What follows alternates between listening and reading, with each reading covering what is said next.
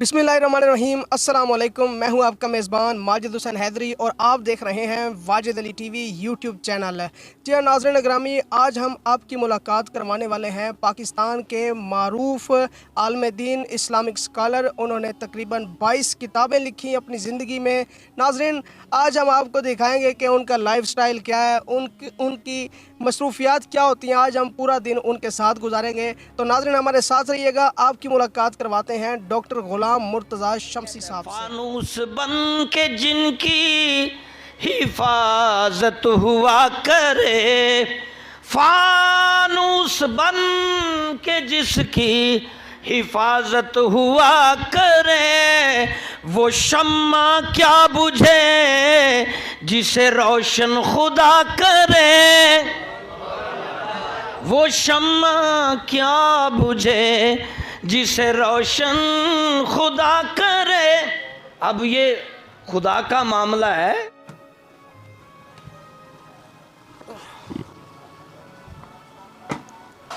जी तो नाज़रीन, हम इस वक्त डॉक्टर कारी गुलाम मुर्तज़ा शमसी साहब के घर के बाहर खड़े हैं। मैं बेल दे रहा हूँ, मुझे उम्मीद है वो खुद ही आएंगे। कुछ देर वेट कर लेते हैं। अस्सलाम वालेकुम। वालेकुम सलाम। डॉक्टर कारी गुलाम मुर्तज़ा शमसी साहब। वाह भाई वाह, वाजिद अली जिंदाबाद। सर कैसे हैं आप? अल्हम्दुलिल्लाह, शुक्र अल्लाह का। जी सर, पहले तो आप हमें अल्लाह का घर दिखाएं जहाँ पे आप इमामत करते हैं। जी, साथ ही रिहाइश है, बहुत अच्छी रिहाइश माशाल्लाह दी हुई है। सारी सहूलतें हैं, सर्दियों में हीट की और गर्मियों में एसी की, और बहुत अल्लाह ने इज़्ज़त दे रखी है। ये डबल स्टोरी माशाल्लाह मस्जिद है। ये मेरी ज़िंदगी की तीसरी मस्जिद है जो मैंने बनाई है, लोगों के तामन से तीसरा घर अल्लाह का बनाया अल्हम्दुलिल्लाह। यहाँ गर्चे मेरी ऊपर भी लाइब्रेरी है, ये दोनों तरफ जो मेरी लाइब्रेरी हैं, तकरीबन इसमें काफ़ी बुक्स मेरी ज़ाती हैं। ज़ाती बुक्स इसमें ज़्यादा हैं, इसमें ज़्यादातर पॉपुलर बुक्स हैं। तकरीबन 35-40 ममालिक में मेरी बुक्स और मेरे बयानात। मेरा अपना भी यूट्यूब चैनल डॉक्टर कारी गुलाम मुर्तज़ा शमसी के नाम से काफ़ी अच्छा चल रहा है।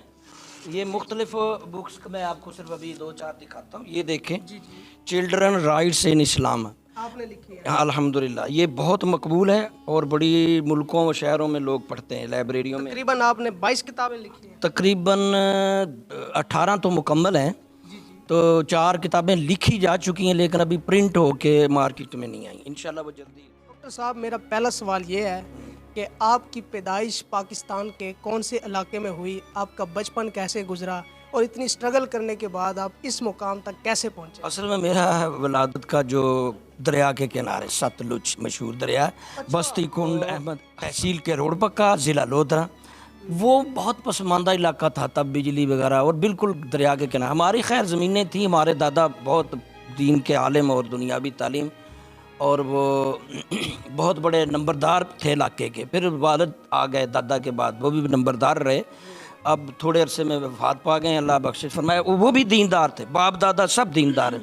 अब मैं क्योंकि नंबरदार गांव का बनना था, तो मैं क्योंकि इधर लाहौर में मेरी पढ़ने लिखने और दीगर मसरूफियात, और वैसे भी मैं एम्प्लॉय भी हूँ, तो इसलिए मैंने अपने तीसरे नंबर वाले भाई को कहा कि वो अब हम तीसरी नस्ल में वहाँ गांव के नंबरदार हैं, और ज़मीनें हैं, अल्लाह का शुक्र है, बहुत कुछ है, बहुत रिस्पेक्ट है, राजपूत ख़ानदान है। लेकिन क्योंकि बाप दादा से हम सब पिछली तरीके से हम दीन मज़हब में मुंसलिक हैं, तो मेरे से बड़ी बहनें थी, मेरे वाल साहब ने मन्नत मानी कि बेटा हो तो अल्लाह तेरी राह में। अब अल्लाह ने मुझे भेजा, तो वो मुझे जब बहुत ही छोटा था, 2.5-3 साल का, तो मेरे सके चाचा हाफिज़ मोहम्मद तुफ़ैल साहब यज़मान मंडी में 101 चक में मदरसा उनका, उनके सुपुर्द किया, उन्होंने इनाम रखा, पढ़ाया और बहुत कम उम्र में हिफ़्ज़ कर लिया। उसके बाद तजवीज़ व क़िरात के लिए पाकिस्तान के सबसे कम उम्र कारी बनने का एजाज़ मिला। अहमद शाह जो काज़मी साहब मुल्तान वाले, उन हयात थे, सबसे कम उम्र अवार्ड कारी, उस वक्त तकरीबन 10 साल एज थी, जो हिफ़्ज़ के बाद 2 साल कारी बाकायदा। खैर वहाँ से फिर क्योंकि बहुत रिस्पेक्ट मिली और एक आवाज़ अच्छी थी, तो मेरे जहन में आया कि मैं मज़ीद पढ़ूँ, आलिम बनूँ और दीनी दुनिया। तो इस हिसाब से मैं अकेला ही लाहौर आ गया। तकरीबन ये 83 के एंड की बात है, और मैं बहुत छोटा था, 11 साल एज थी। खुद यहाँ कोई मेरा तलक नहीं। शमसुद्दीन शाह साहब बुखारी हमारे इलाके के हैं, मेरे उस्ताद भी, मेरे पीर, मेरे ख़ानदान के से रिलेटेड हैं, बहुत सखी तबीयत के मिजाज के। तो उनके पास मैं आया, उन्होंने मुझे संभाला और पढ़ाया। जामिया नईमिया में बड़ा अरसा पढ़ा, गढ़ी शव में। जामिया फ़रूकिया में ज़्यादा अरसा पढ़ा। ये मौलाना अब्दुल गफूर शरकपुरी रहमतुल्लाह अलैह मुफ्ती साहब, मुफ्ती अमीन साहब ने मुझे बड़ा सेपरेट टाइम दे के पढ़ाया। अल्हम्दुलिल्लाह दीनी दुनियावी तालीम मुकम्मल की, आलम भी बने, दुनियावी भी, और मेडिकल भी मेरा ज़ौक़ था, फार्मासिस्ट वगैरह स्टोर। तो अल्हम्दुलिल्लाह ये सारी जो प्यास थी बुझाई, और साथ साथ अपना छोटे मोटे ट्यूशन पढ़ा के गुजारा करते रहे। लेकिन बहुत जल्द तख्लीक़ात भी शुरू कर दी थी मैंने अल्हम्दुलिल्लाह। 90 से मैंने किताबें लिखना शुरू कर दी, और बाकायदा मुतालिया बहुत ज़्यादा, तक़ाबुल अदयान, तौरात इंजील ज़बूर को हिफ़्ज़ किया, मुख्तलिफ़ मज़ाहिब की हज़ारों किताबों को मुताले में लाया, और उसकी रोशनी में बहुत कुछ लिखा। अखबारों में कालम आते रहे। उस वक्त PTV था, तो उसमें प्रोग्राम फ़हमुल कुरान में भी मुझे मौका मिलता था। लेकिन मुशर्रफ साहब जब आए तो मैं ज़्यादा ही कोई यंग एज में था, और ज़्यादा मतलब जज्बाती था, तो मुझ पे बैन हो गया। और उसके बाद मेरा रिसाला तो खैर चलता रहा 2010 तक शायद, सच्ची आवाज़ के नाम से मानना, लेकिन उस पर भी फिर बाद में बैन हो गया। तो अब बस अपना YouTube चैनल है, और वैसे भी मस्जिद में और मुख्तलिफ छोटे मोटे बयानात, और लिखता रहता हूँ, अब भी बोलता रहता हूँ जो भी चैनल बनाए। मैं अब चाहता हूँ कि अपना हज़रत शहाबुद्दीन नेहरा मदरसा बनाया दरबार के पास। आपने बनाया? अल्हम्दुलिल्लाह उसकी बुनियाद 95 में रखी थी, उसको मुकम्मल किया, और बहुत वहाँ से सिलाई स्कूल, हिफ़्ज़ और दीगर मैं चाहता हूँ वहाँ से होता जाऊँ, और फिर वो जो 2-3 प्रोग्राम हैं उसमें हम शिरकत करेंगे। आप हमारे साथ रहिए मेहमान। नाज़रीन, आप हमारे कारी गुलाम मुर्तज़ा शमसी साहब का ड्राइवर गाड़ी लेके आ गया। डॉक्टर साहब तशरीफ़ फरमा रहे हैं, तो हम भी इनके साथ बैठते हैं।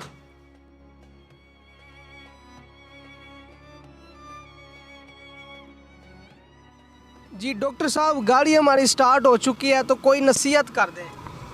मैं अक्सर मेरी आदत है, बल्कि होनी भी चाहिए सबकी, जब सफ़र पर स्टार्ट करें तो दुआ ज़रूर पढ़ें। सुब्हानल्लज़ी सख़्ख़र लना हाज़ा वमा कुन्ना लहू मुक़रिनीन व इन्ना इला रब्बिना लमुनक़लिबून।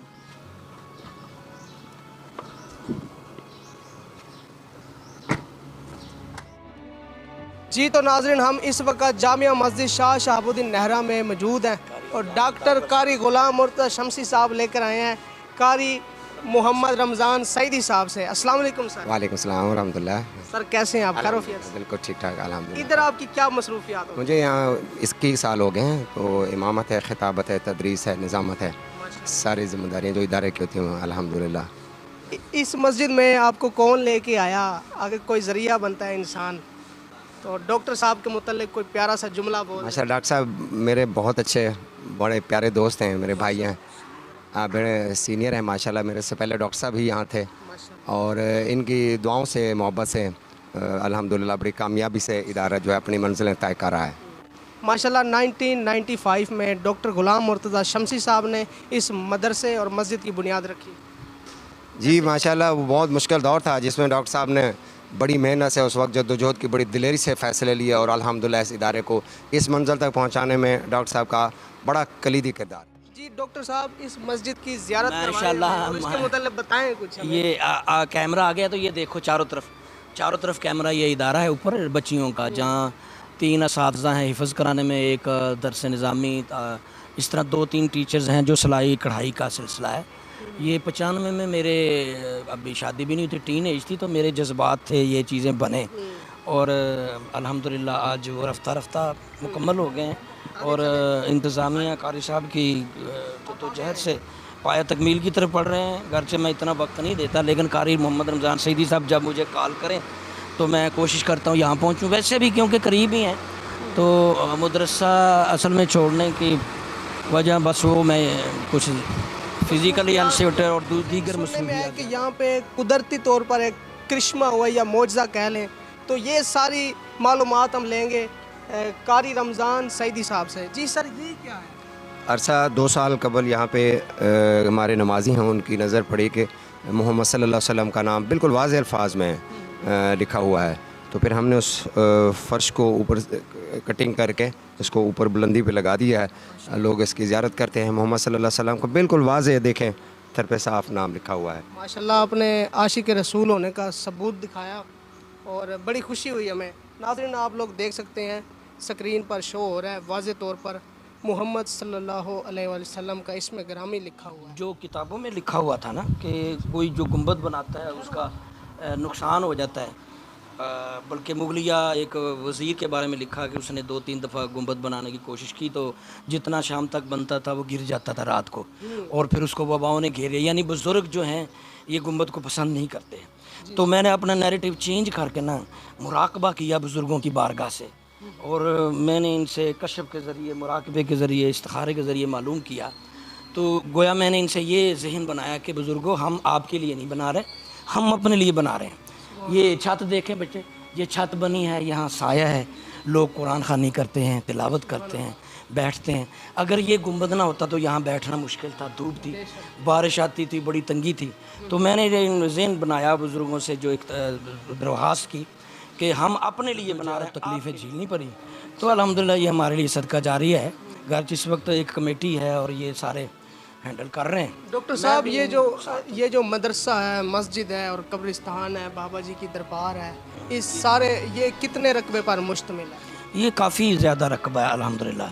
कोई कन्फर्मेशन तो नहीं है, लेकिन मेरे ख़्याल के मुताबिक ये तो तकरीबन 2.5-3 एकड़ पे मुहित है। अब कुछ लोगों ने इधर उधर जगह घेर के कम कर दी जगह, लेकिन इसमें हमारे मिलने वाले हज़ारों लोग मौजूद हैं जिनके जनाजे पढ़ाए हमारे बड़े बड़े फाज़िल। एक कंसेप्ट पाया जाता है ना कि दरबार से दुआ मांगना जायज़ नहीं। मैं भी यही कहता हूँ, दरबार से दुआ मांगना, भाई दुआ सिर्फ अल्लाह से है। इय्याका नअबुदु व इय्याका नस्तईन, सिर्फ वसीला दिया जाता है। वसीला तो कुरान में मौजूद है ना, आमनुत्तकुल्लाह वब्तगू इलैहिल वसीला। यहाँ अनेक बंदों के पास आते हैं तो इनका वसीला दे के दुआ तो अल्लाह ही बन रहा है। माई साहबा का कहा जाता है यहाँ मिज़ार है, तो इसमें मेरे तो कई हज़ार बंदे मदफून हो गए। 95 से 25 साल 26 साल कितने हज़ारों जनाजे मेरे अपने बड़े बड़े साथ जो जिनके बगैर गुजारा नहीं होता था वो भी दफन हो गए। ये दुनिया फ़ानी है, ये शहर खामोशा हैं। अब ये कोशिश करते रहते हैं, मैं ज़रा टाइम कम ही दे पाता हूँ। अल्लाह ताला सब के लिए जो भी इस कार खैर में चलाने में, इसको बनाने में, आगे बढ़ाने में मामलत करता है। जी हाँ नाज़रीन ग्रामी, हम इस वक्त डेविस रोड शिमला पहाड़ी पर लाहौर प्रेस क्लब के सामने खड़े हैं। डॉक्टर साहब की लाहौर प्रेस क्लब में मसरूफियात होती हैं, माशाल्लाह ये बहुत एक्टिव होते हैं, तो हमने सोचा है कि अपने नाज़रीन को ये व्यू दिखा दें। जी सर, क्या मसरूफियात थी आज प्रेस क्लब में? हमारा जो उलमा की प्रोग्राम, उसमें 1-2-3 कानून पे अभी पास किए हैं FTF के बारे में, जिसमें मसाजिद मदारस पे कदगन लगाया है, और एक वो औरतों की आज़ादी के बारे में कि बाप शौहर भाई नहीं रोक सकेगा उसकी प्राइवेसी, जवान लड़की जिधर मर्जी जाए, जैसे मर्जी जाए। इस पे हमारी आज उलमा से मीटिंग है, डिस्कस है, इस सिलसिले में हम हाजिर हुए हैं। डॉक्टर साहब, ये जो हुकूमत वक्त ने 2 मुतनाज़ा बिल पार्लियामेंट में पास किए हैं, वो बिल क्या हैं, उसमें ऐसी कौन सी खराबियाँ हैं, थोड़ी सी मालूमात हमारे नाज़रीन तक भी पहुँचाएँ। अब जो सोशल मीडिया में एक्टिव हैं उन लोगों को तो मालूम होगा। अभी हाल ही में रिसेंटली, नहीं तो कौमी असम्बली की जो वेबसाइट है जहां कानून पास हुए हैं बिल, वहां चले जाएं आप। अब वहां आपको ये मिलेगा कि जहां दूसरे कानून भी जो पास किए हैं अच्छे नहीं हैं, लेकिन ख़ासकर ये 2 बिल जो पास किए हैं, इस पे हम उलमा और सूफिया और पीरान हज़रात और दीनी मज़हब के लोगों को बड़ा तशवीश है। कौन से 2 बिल हैं? वो एक तो इन्होंने ये एक्ट पास किया है कि जवान लड़की अपनी मर्ज़ी से रात को दिन को जहाँ जाए जिधर जाए पार्टिसिपेशन करे, और उस पर कोई बाप भाई शौहर कोई कदगन ना लगाए। ये हमारे इस्लामी माशरे में नहीं। अच्छा, ये कानून जब बनाना था तो इनको चाहिए था इस्लामी नज़रियाती कौंसल से रब्ता करते, उलमा से रब्ता करते, क्योंकि इस्लामी मुल्क के इस्लामी माहौल का लिए बनाते। लेकिन बदकिस्मती से शीरी मिजारी, वो मोटी सी जो असम्बली में बीबी है, उसने ये पेश किया, तो वो यूरोप का उठा के कानून वो इधर ला के जी पास हो गया। उसमें यही है कि लड़की बालिग हो गई तो अब मर्ज़ी से है, जिसको गर्लफ्रेंड बॉयफ्रेंड बनाए, जिधर जाए रात 2 बजे है, जैसे कोई पूछेगा बाप भाई बेटा तो उस पर ज़ोर होगा। एक शिक उसके अंदर ये भी बड़ी तबाह कौन है कि दूसरी शादी की बात अगर शौहर करेगा तो बीवी गिरफ़्तार करा सकेगी, कि बीवी को कहता मैंने दूसरी शादी करनी है, दूसरी शादी के बारे में बात करनी है, तो वो गिरफ्तारी में। यार ये इस्लाम से मुतसादम दोनों हैं।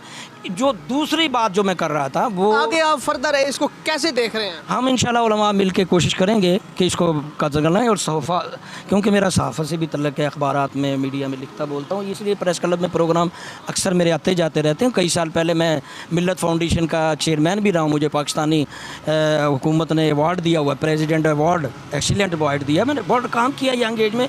अब भी अल्लाह रसूल के लिए करता हूँ, लोगों की फलाह के लिए, मुझे ज़ाती से कुछ मफाद नहीं, अल्लाह मेरी आखिरत बेहतर करे। दूसरी बात जो मैं कर रहा था, दूसरा जो इन्होंने कानून सहाफ़ियों पे पाबंदी लगाई है, सच बोलने वालों पर पाबंदी लगाई है। तीसरा नुकता, मसाजिद और मदारिस को अपनी कंट्रोल में, अपने कब्ज़े में करने के लिए कदगन लगाई है कि ये मदारिस और मसाजिद के बोर्ड बढ़ा दिए हैं और उनको बेवक़्त कर दिया है। और ये इस तरह की बहुत सारी शिकें जो अब हम डिटेल से इंशाल्लाह इस वक्त आप कोई प्रोग्राम रखेंगे या अभी प्रेस कॉन्फ्रेंस से फ़ारिग होते हैं तो फिर इंशाल्लाह जी इंशाल्लाह ज़रूर। बहुत शुक्रिया डॉक्टर साहब।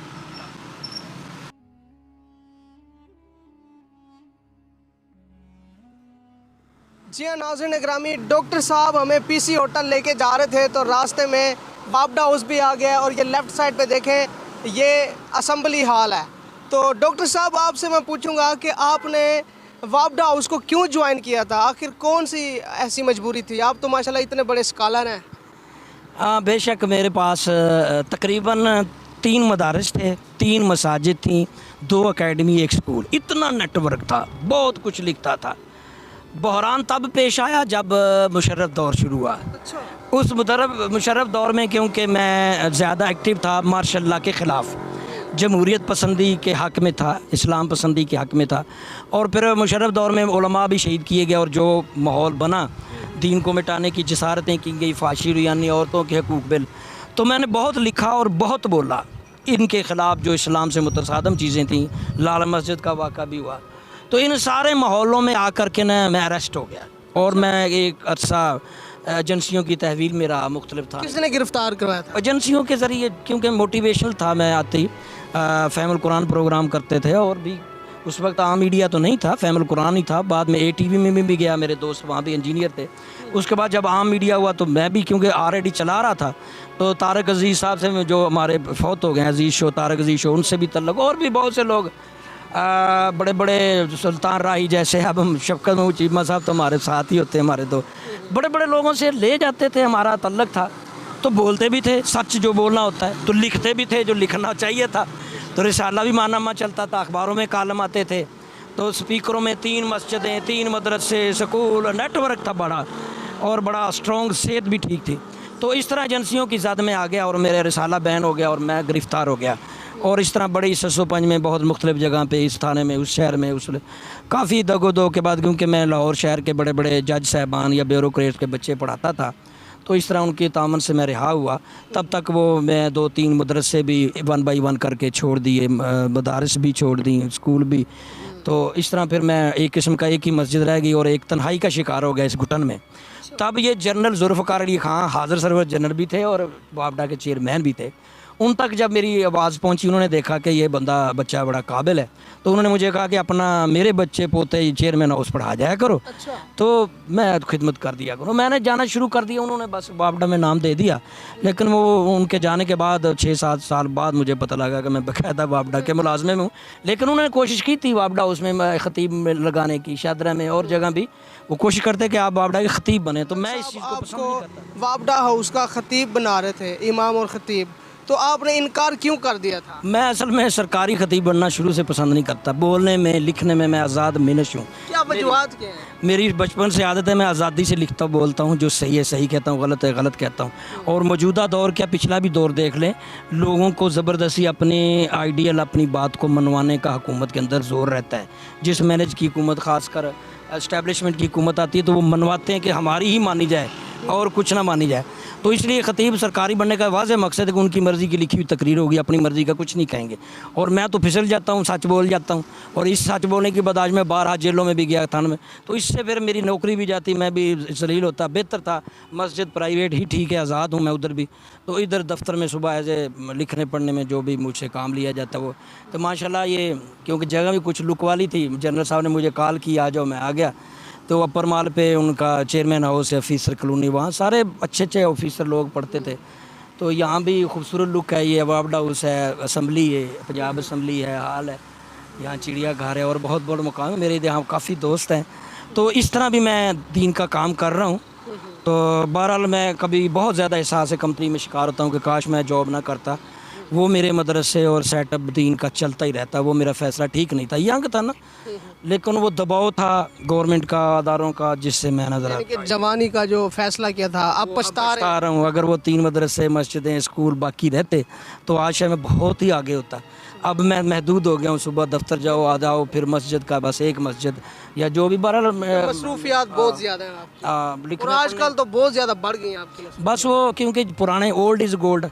आप जैसे हमारे हज़ारों स्टूडेंट हैं जो ऑफिसर लग गए हैं, कोई एसी है, कोई डीसी है, कोई कुछ है, कोई कुछ है, तो मुख्तलिफ दावतें मिलती रहती हैं। अभी हम ये पीसी होटल में जब जाएंगे तो एजाज शाह साहब भी हमारे स्टूडेंट ज़मीन। अब उसके बाद मेजर साहब का जो इन्विटेशन है फोर्ट स्टेडियम में, तो इस तरह बस छुट्टी वाले दिन मुख्तलिफ मसरूफियत, बाकी दिनों में भी मसरूफियत तो है, लेकिन ये है कि मैं जो भी काम कर रहा हूँ अल्लाह रसूल के तहत और उसकी सच्चाई और हकीकत को बयान करता रहता हूँ, भला लगे बुरा लगे, मैं अपनी आखिरत बचा। माशाल्लाह माशाल्लाह। चलें डॉक्टर साहब जी, तो नाज़रीन अब हम जा रहे हैं पीसी होटल डॉक्टर साहब के साथ। पीसी होटल में आ गए हैं आप जी। मेरे साथ इस वक्त मौजूद हैं डॉक्टर गुलाम मुर्तज़ा शमसी साहब के स्टूडेंट, ज़मीन.com के सैयद एजाज शाह साहब।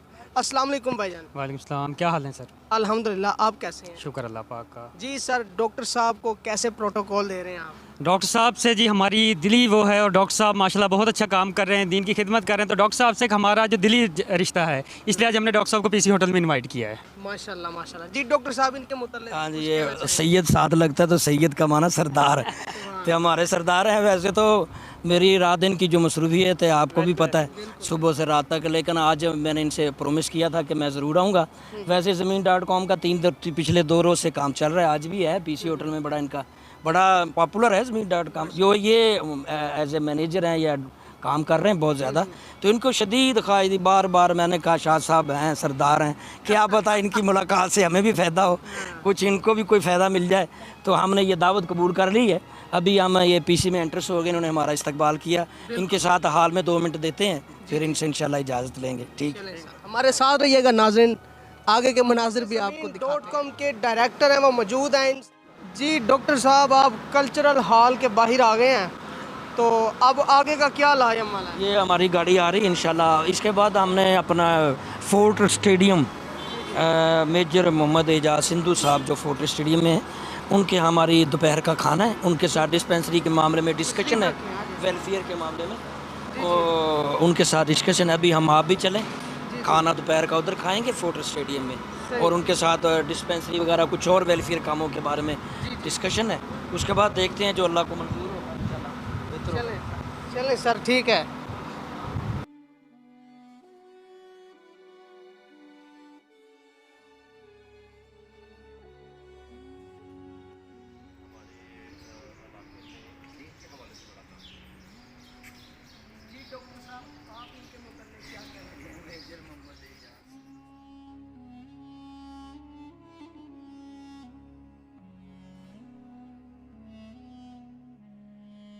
तो हमारे साथ डॉक्टर कारी गुलाम मुर्तज़ा शमसी साहब के अजीम दोस्त मौजूद हैं। इनका नाम है मेजर एजाज संधू साहब। डिस्पेंसरी है। देखें, मैं आपको एक बात बताऊं, हमारे लिए ये बड़ी खुशकिस्मती की बात है कि हमारे कारी साहब का बेटा भी एक डॉक्टर बन रहा है। वहाँ जहाँ दूसरे डॉक्टर बैठेंगे, इनका बेटा भी वहाँ बैठेगा। और ये देखें कि वो एक मुनासिब सी पर्ची के ऊपर वो एक स्पेशलाइज्ड डॉक्टर से जो है वो किसी अताई डॉक्टर से नहीं, किसी छोटे मोटे हकीम से नहीं, एक MBBS डॉक्टर जो कि आज के दौर में वो क्वालिफाई हो के बस चंद माह की बात है, वो वहाँ बैठेंगे और इंशाअल्लाह ताला लोगों की खिदमत करेंगे। जी नाज़रीन ग्रामी, हम इस वक्त उस घर में जाने लगे हैं जिस घर में डॉक्टर कारी गुलाम मुर्तज़ा शमसी साहब की परवरिश हुई। ठीक है, तो इनसे पूछते हैं, इनके मुतालिक भी जानने की कोशिश करते हैं। जी सर। हाँ जी, ये मेरा अस्सलाम रहमतुल्लाह, ये हमारे हफीज़ शमसी साहब हैं, मेरे समझ लें छोटे भाई हैं। तो ये 4 भाई हैं, 5वां मैं था, बहुत छोटा था जब लाहौर आया 11 साल में, और आज 25-30 साल 35 साल होने को मैं इसी घर में पला बड़ा। मेरे कपड़े, खाना पीना, रहना सहना इनके से मैं था, तो बाकी इंशाल्लाह अंदर कमरे में है तो मैं बात करूँ। जी जी डॉक्टर साहब, वो ये कभी आना चाहिए, ये जिस तरह हज़रत रसूलुल्लाह सल्लल्लाहु अलैहि वसल्लम माई हलीमा की बहुत कदर करते थे, तो नमक हलाल बंदा होना चाहिए। मैं भी इनकी बहुत कदर करता हूँ। ये सगे वालिदैन नहीं है आप? नहीं, मेरे सके वालिदैन गांव में हैं, तो मैं तकरीबन 11-12 साल की एज में लाहौर आ गया। तो यहाँ हमारा कोई पुरसाने हाल नहीं था, ज़ाहिर एक बच्चा था, नया है, तो इन्होंने मुझे सपोर्ट की, और कपड़े धोना, रहना सहना, खाना, और इनकी सपोर्ट की वजह से मैं बहुत ज़्यादा इल्म हासिल कर। अस्सलाम वालेकुम माँ जी। वालेकुम सलाम। कैसी है माँ जी? खैर हो? हाँ जी, शुक्र अल्हम्दुलिल्लाह। आपका बेटा कारी गुलाम मुर्तज़ा शमसी साहब, इनके मुतल्लिक चंद अल्फाज बयान कर दे। ये छोटे से ही थे, इधर मस्जिद में ना आए थे, तो वो अब इनके ससुर हैं, वो मेरे जेठ हैं बड़े वाले ना, तो वो इनको इधर ले आए। तो घर में के बच्चा है, इनको रोटी दे दिया करो। ये बच्चे भी हमारे भी पढ़ते थे इनके पास। तो माशाल्लाह बड़ी सेलिब्रिटी बन गई हैं, इस्लामिक स्कॉलर हैं। मैंने इनकी शादी की है। हाँ जी। जब ये आपके पास आए थे उस वक्त इनकी कितनी उम्र थी? इनकी उम्र तकरीबन मेरा ख्याल 11-12 साल थी वो।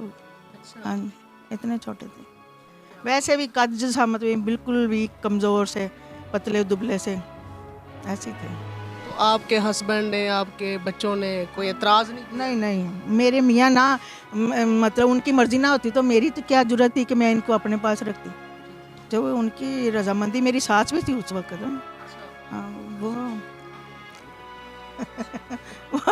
ज़ाहिर कभी इंटरव्यू दिता ही नहीं थे।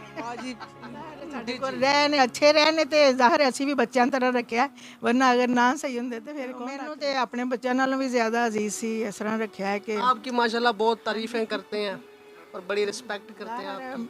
ਹਰ ਲਿਹਾਜ਼ ਨਾਲ ਪਾਲਿਆ, ਹਰ ਲਿਹਾਜ਼ ਨਾਲ ਇਹਨਾਂ ਨਾਲ ਅੱਛਾ ਵਕਤ ਗੁਜ਼ਰਿਆ।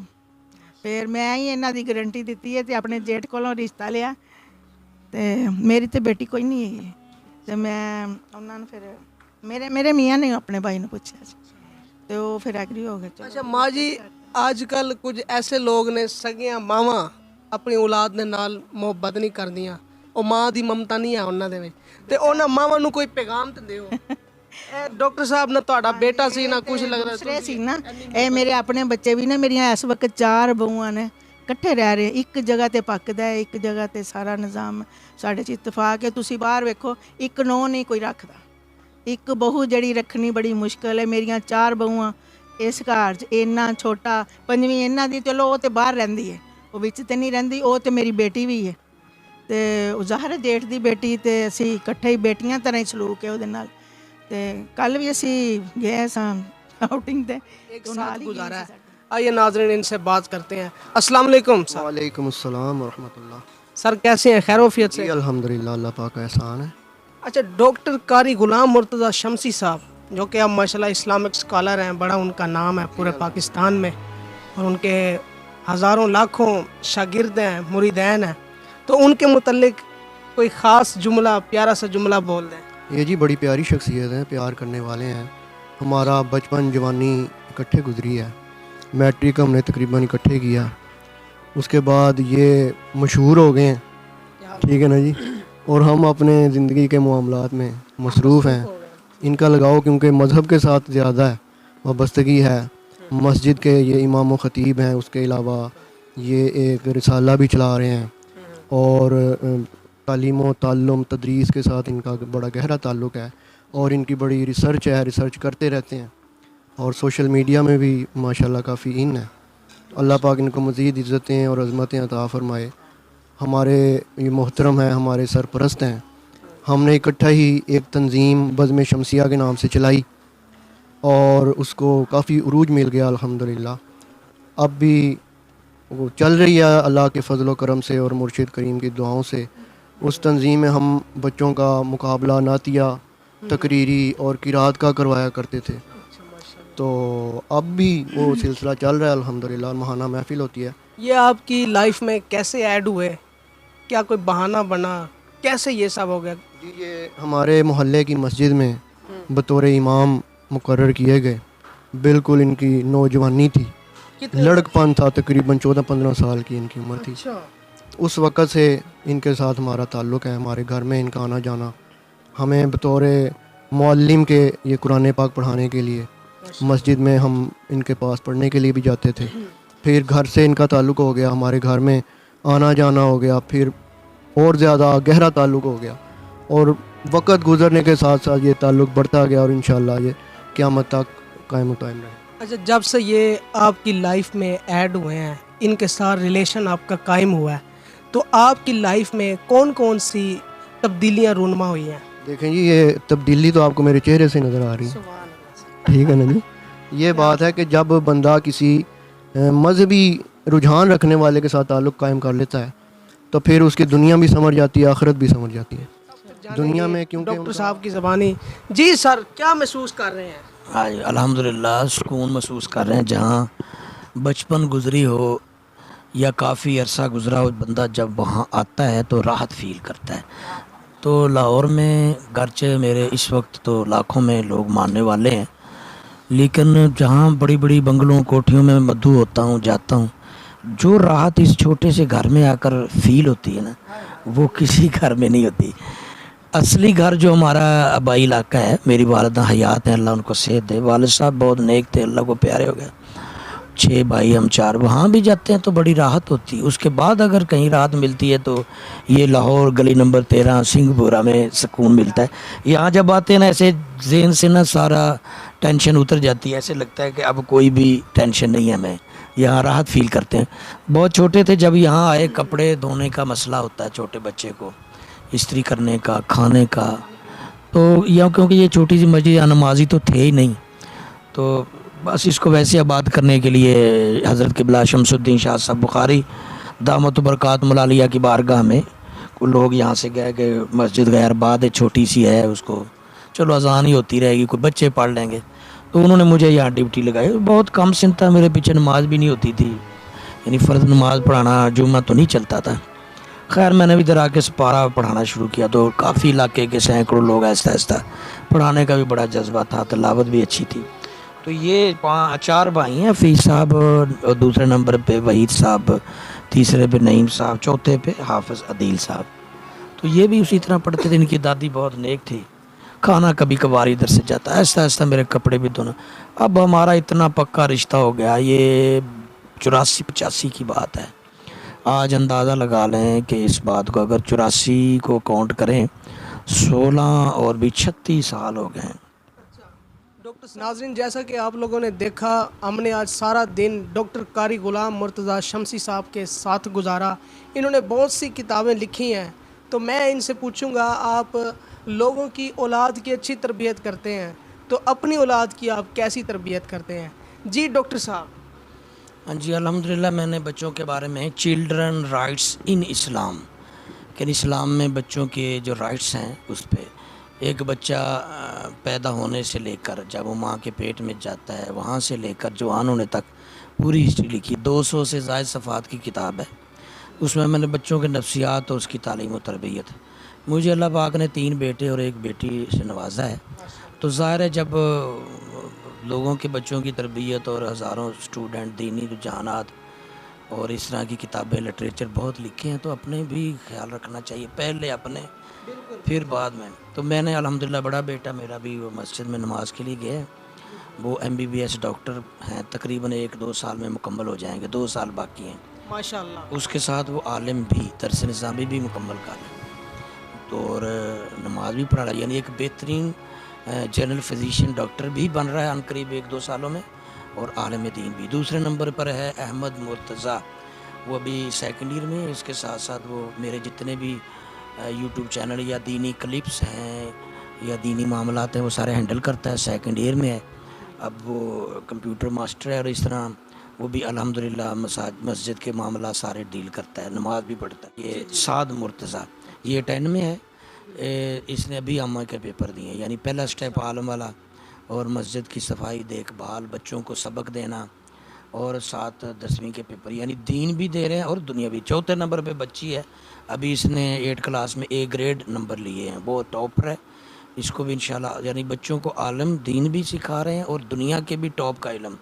अल्लाह ताला हमारी फैमिली को नज़र बद से महफूज रखे, और इसी तरह ही दीन भी दो और दुनिया भी दो, और अपने साथ रखो बच्चों को, ज़्यादा टाइम दो, अपनी अच्छी आदत बच्चों में मुंतकिल करो, और इस पे इंशाल्लाह मेरे बच्चे अल्हम्दुलिल्लाह ठीक हैं, हमारा माहौल बहुत अच्छा है।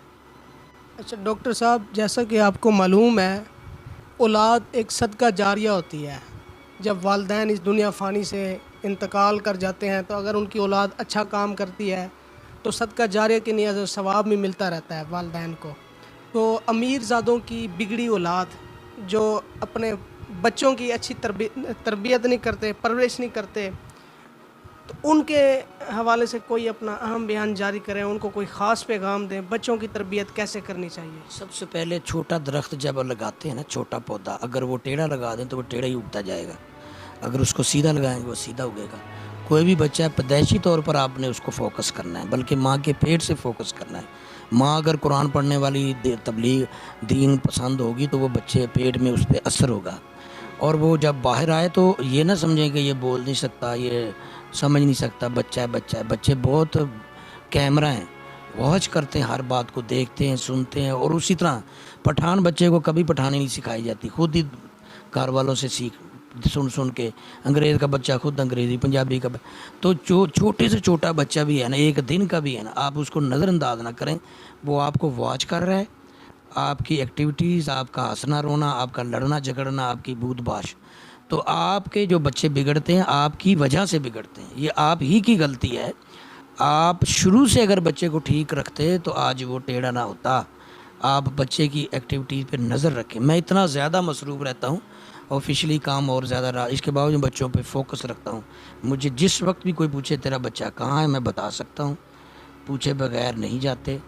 और जिस चीज़ को समझा रहा हूँ मीठे अंदाज में, तो अगर इस तरह के माहौल में शुरू से ही अगर करेंगे तो अच्छा बच्चा बनेगा। अगर शुरू से नहीं कर सके तो फिर ये होगा कि आपको उसको किसी ऐसी इदारे में, सोसाइटी में बिठाना होगा, क्योंकि जो चीज़ बनानी है वो उस चीज़ में आपको डालना होगा। डॉक्टर बनना है डॉक्टरों में बैठेगा, आलिम बनना है उलमा में बैठेगा, कारीगर मोटरसाइकिल का मकैनिक है तो उसके पास बैठेगा।